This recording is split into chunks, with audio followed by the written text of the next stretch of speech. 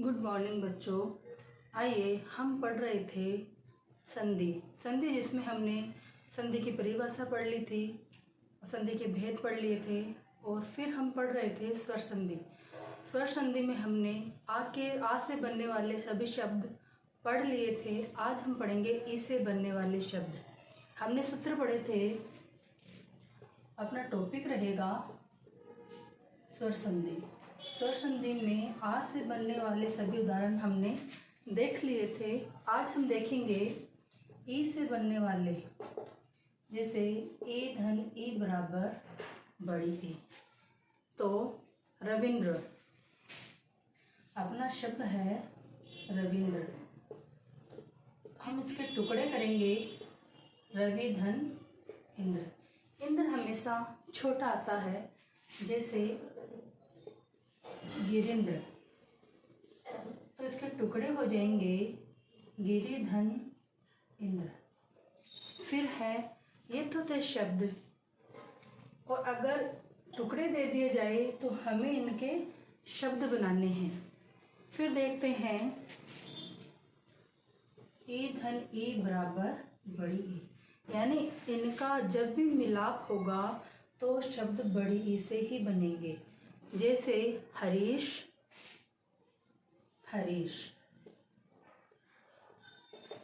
हमें टुकड़ा करना है इससे। एक मिनट, ये वाला, जैसे हरि धन ईश। ईश हमेशा बड़ा होता है, ईश्वर हमेशा बड़े रहते हैं। परीक्षा,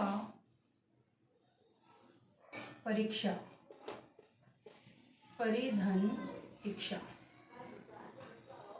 इक्षा भी बड़ी होगी। फिर है अभिप्सा,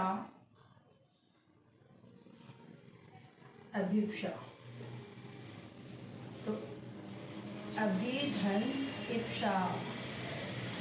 ये थे इनसे बनने वाले शब्द, यानी टुकड़े करेंगे तो इधर धन के इधर तो आएंगे छोटे ई, और इधर धन के उधर जो मिल रहा शब्द है वो बनेगा बड़ी ई से। फिर देखते हैं बड़ी ई और ई बराबर बड़ी ई। इधर टुकड़े से पहले बड़ी ई और धन के उधर बाद में छोटी ई। जैसे महेंद्र, तो हो जाएगा मही धन इंद्र। इंद्र का हमने पहले भी पढ़ा है, इंद्र हमेशा छोटा ही रहता है। लक्ष्मी इच्छा, लक्ष्मी हमेशा, यानी देवी देवताएं हमेशा बड़ी मात्राओं में ही आते हैं। जैसे लक्ष्मी धन इच्छा।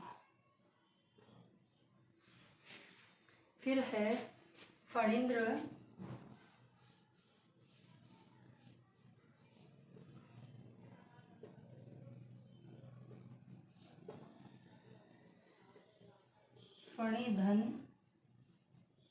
फणिधन इंद्र। अब देखते हैं दोनों ही बड़ी मात्राओं से होने वाले टुकड़े। बड़ी धन बड़ी ई धन बड़ी ई बराबर भी बड़ी ई। टुकड़े देखेंगे नारीश्वर, नारी हमेशा बड़ी आती है, तो नारी धन ईश्वर। फिर है जानकीश, तो जानकी धन ईश। मैंने कहा था ईश हो, ईश्वर हो, देवी हो, देवता ही हो, स्त्रियाँ हो, हमेशा ही बड़ी मात्राओं में आती है। अब देखते हैं रजनीश। जैसे जानकी आया वैसे ही रजनीश आ जाएगा, रजनी धन ईश।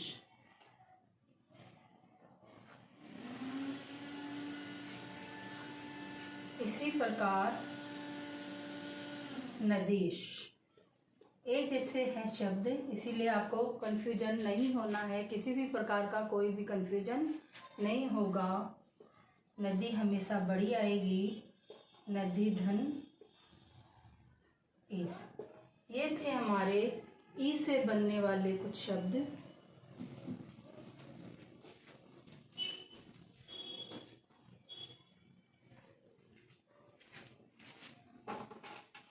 अब देखते हैं हम आ से बनने वाले शब्द हो गए, ई से बनने वाले शब्द भी हो गए। अब हम देखेंगे उ से बनने वाले शब्द, और यह भाग अपना 4 था, यानी संधि के 4 वीडियो बन चुके हैं। अब देखते हैं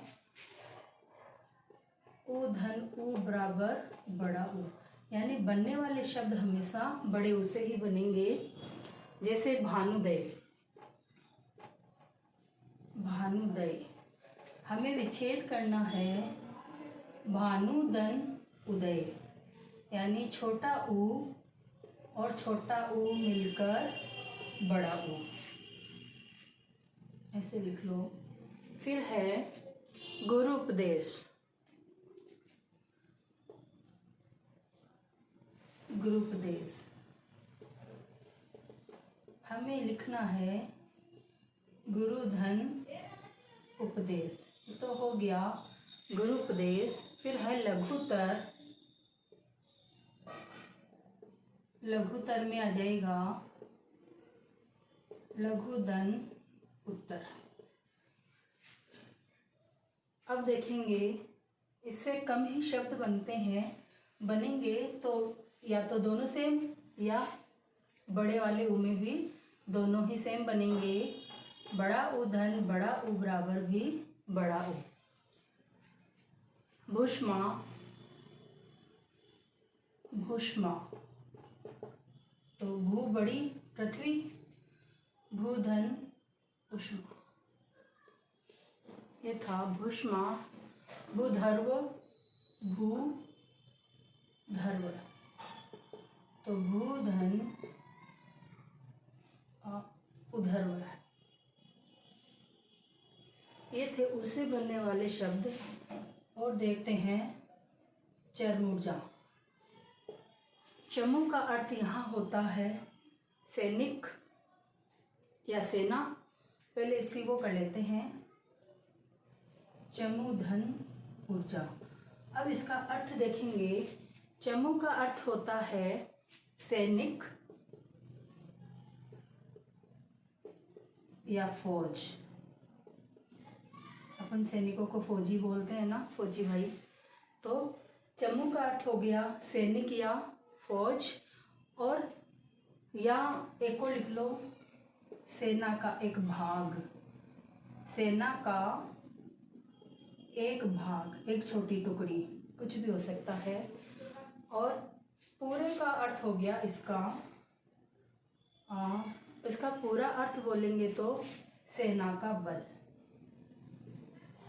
चमू ऊर्जा, ऊर्जा तो सेना का बल। ये अर्थ आप जरूर लिख लेना, कई बार पूछा जाता है। एक और लिख लो सरयूर्मी, तो सरयू धन उर्मी। ये थी अपनी दीर्घ संधि, जिसके बचे हुए यानी ई से बनने वाले शब्द और उ से बनने वाले शब्द हम अगले टॉपिक में पढ़ेंगे। इसके अगले प्रकार जो स्वर संधि के प्रकार चल रहे हैं। धन्यवाद।